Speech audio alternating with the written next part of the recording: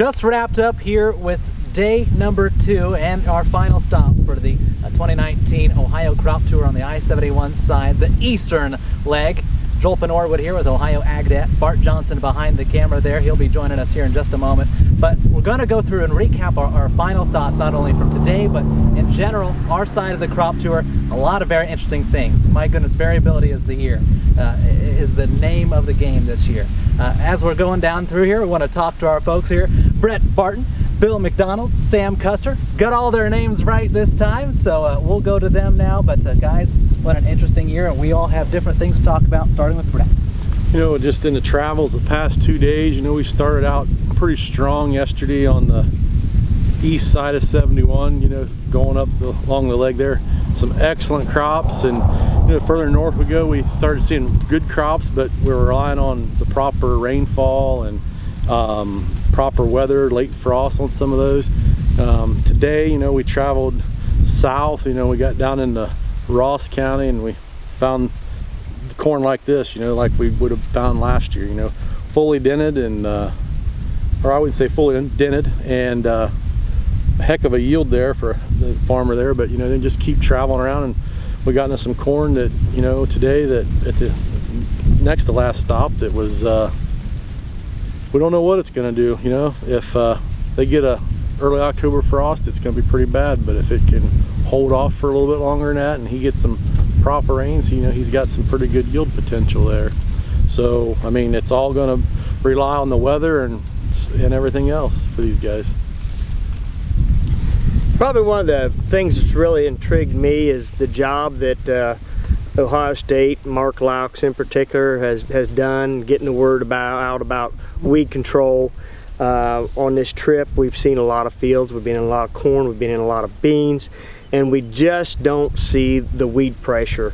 With the exception of one field, we had a high amount of weed pressure. So they're getting the message out there. It's working. This has been a very challenging year. People have had to spray 2, sometimes 3 times post to keep these fields clean, but they've been trying these. With the lack of rainfall that we've had, we have to keep these weeds under control and keep a watch out for the disease. And from what I've seen, the guys have done a very good job.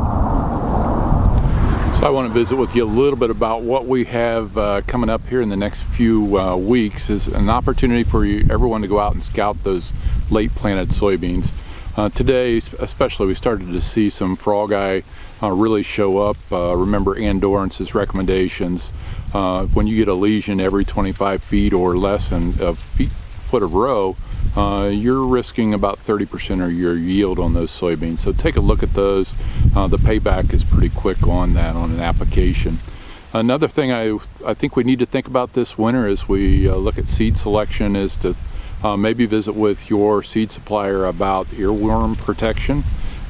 We saw a lot of bird damage in the last 2 days on some of these varieties of corn, and I've got to think part of that is coming from earworm activity in the tips of those ears, as we've seen that throughout the day today. So take a look at what is out there for you on that earworm protection.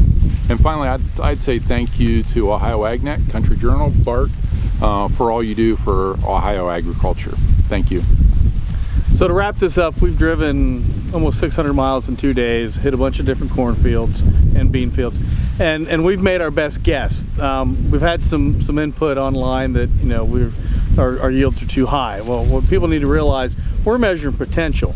And in a normal year, we travel middle of August. Well, we're middle of August on the calendar, but really these fields are middle of July. I mean, a lot of them that we did are typically what you would have the middle of July. So we're making a best guess.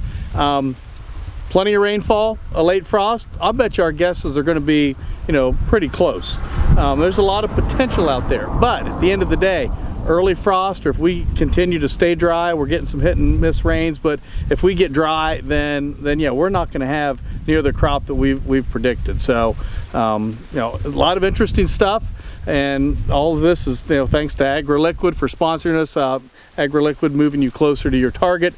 Online at agroliquid.com. If you want to see all the data from our side, on the I-71 side, and Matt Reese and his group on I-75. Go to ohioagnet.com.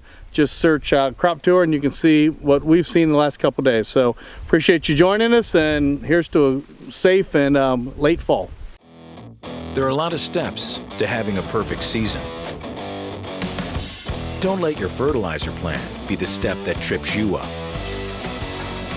No matter when you apply fertilizer, no matter how, AgroLiquid has the experts and the products that'll help you move closer to your target and hit the bullseye.